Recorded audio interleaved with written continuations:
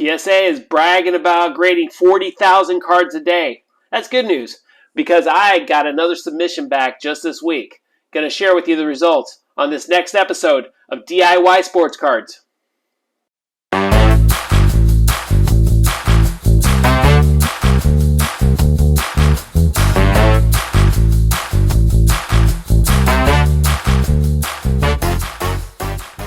Hello everyone and welcome to another edition of DIY Sports Cards. My name is Ramon, founder of Iconic Trading Cards. And today I'm excited to share with you another submission that I received from PSA. These cards were sent out in November of last year, received them again November of this year. And this was a submission of mostly basketball cards from the 1970s and 1980s. These were part of 4 sets that I bought from a toy collector at an antique mall. And got a really good deal on all of them. Before we start looking at these cards, I want to give you some expectations on this. Am I expecting anything above an 8? Probably not. But I am very hopeful that the key cards that are in these sets turn out to be somewhere around an 8. If I can achieve an 8 on those cards, then the overall return on selling the entire set on the market will be very favorable to me. So that's the objective. So let's have a look at some of the cards, shall we? In order to do this, you know what we need. Need some music. Hit it, maestro.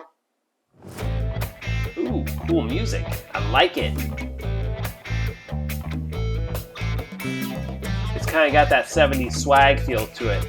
Alright, the first card that I'm looking at is actually a very special card to me. If you recall from the last episode, I talked to you about a trade I made where I took a very bad condition 1959 Mickey Mantle and turned that into a rookie George Brett and a 1987 Flier Glossy set. That Flier Glossy set later became a 1989 Score football set and a 1989 Tops Update football set. So pretty good returns after all. Anyways, the George Brett came back and it actually was graded a 6. Very happy with this card because quite frankly, I thought it was going to grade a little bit lower considering the condition of the bottom 2 corners. So, special card to me. It's going to go into the cabinets behind me. Probably never going to let this go. I will be willing this to kids or grandkids or someone like that. Anyways, George Brett's back. The next cards we're looking at are from the 1976 Top Basketball set. I'm really digging these cards because they're tall boys and the cases are much larger than the normal cards. I'll show you a difference here. Here's the George Brett, and here is what those cards look like. This is the Dr. J Julius Irving. Pretty iconic looking card. This one came back a grade 6. So these cards in general are very, very difficult to grade. If you look at the pop count, you'll find anything above an 8 is very, very difficult to achieve. So really on these cards, if you can get an 8, you should be ecstatic because that's pretty much the high for these cards in general. So Dr. J got a 6. I'm only going to show you some of the highlights of the cards. I'm not going to show you the whole set, but yeah, these are pretty cool cards in general. Next one is a Bill Walton. Came back an 8. Very happy with this one. Next one is a Pistol Pete Maravich. Also came back an 8. Phil Jackson came back a 7. And the last one I'm going to show you from this set is the 1976 Tops Kareem Abdul-Jabbar, also known as Roger Murdoch, pilot from the movie Airplane. That one came back a 7. Way to go, Roger Murdoch. Okay, next set is the 1981 Top set. This is where you'll find Larry Bird's second year, Magic Johnson's second year. Those are the highlights of the set, so we're going to focus on those. The first one is obviously Larry Bird. This one's going to carry the value of the set. Came back in 8. Again, another one of those sets where if you can get above an 8 on this, keep that card. That thing will be precious. But an 8 is still a very, very good value return. Next one is a Kareem Abdul-Jabbar. A 7. Magic Johnson came back a whopping 5. If you notice the centering on this, And the corners, yeah. To think this was going to be anything other than 5, probably unrealistic to expect. As such, here it is. All right, the next set we're going to look at is the 1987 Flier. We're going to look at the highlights from this set. This is Michael Jordan's second year card. He's pretty much the main highlight in this one, of course. So let's see what we have. So first one is Kareem Abdul-Jabbar, card number 1. That one came back a 7. The Michael Jordan, happy with this one, came back an 8. Actually quite happy with that return. Charles Barkley came back a whopping 5. Corners. And Larry Bird came back a 6. So you're probably thinking, wow, those are terrible returns. Quite honestly, I'm quite ecstatic with the returns on this.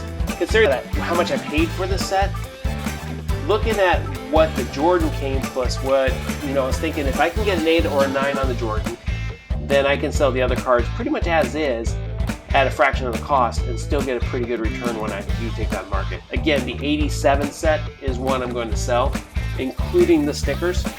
And in this particular case, the only sticker I went for was, well, you guessed it, the Michael Jordan. And that one came back a 7. So overall, I'm quite content with the outcome of this. And I think there will be a buyer out there who will want to get the set. At least knowing the fact that the highlighted cards are going to be graded.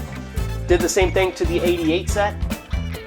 This one had Jordan's third year cards and had Pippen, Rodman, and Reggie Miller in here as well. So let's take a look at those. Now this one, I didn't have just one Jordan, 88 Jordan. I actually had 3 of them. So of the 3, 2 of them came back in grade 7. Not terrible. And the third one came back in 8. This is one of those cases again where if I was going to get an 8, I was going to be ecstatic. So I'm running with the 8. Scottie Pippen, he came back a 7. Dennis Rodman, 7. Reggie Miller, he came back an 8. And lastly, of the regular cards, John Stockton came back as an 8. Actually a pretty good draft class that came out of the 1987 draft. Good players that came out of there. Hall of Famers, perpetual championships. Jordan, could he have won any of those championships, the 6 that he had without Pippen? Who knows? But Pippen certainly helped. So I think that's why I really valued what he did for the Chicago Bulls. Speaking of Jordan, got the iconic All-Star card. Got 2 of those here. And both of those came back a 7. And then John Stockton, his All-Star card came back an 8. Actually happy with that return. And lastly, the Michael Jordan sticker came back a 5. You look at the corners, you're thinking, my God, that's in great condition. The problem is the sticker on the back showed a crease right down the middle where you peeled the bottom of it up. So that crease is probably the main reason, the culprit as to why this thing dropped to a 5. Looking at everything else on this card, it's in pretty good shape. Good corners, the surface is good. That's the only flaw that was on this card. Kind of a bummer, but hey, it's okay. It's okay. There's still value with that card. And if I sell that with the All-Star Jordan and one of the 388s that we have there on the base Jordan, I'm going to be very content. So, alright, so in addition to all these, we had some ancillary cards submitted as well. Let's see how these cards turned out. The first one is the 1990 Leaf Frank Thomas. I got 2 8s and a 9.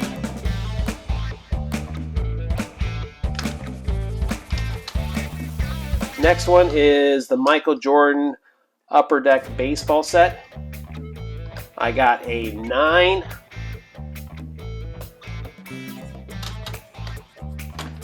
And I got a 5. What the f? Hey, it's cool. It's cool. Sometimes mistakes happen, and this is one of those cases where I apparently missed something big. All you can do is just kind of sit back and appreciate your... Why? It's fine. 5. Alright, looking through the rest. Derek Jeter, Topps Gold Rookie, came back in 8. Off-centering is the main culprit.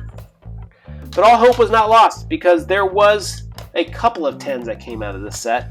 The first one is a 2012 Panini Hoops Damian Lillard. Actually, I'm happy with this one. I bought this one off of eBay. Ecstatic.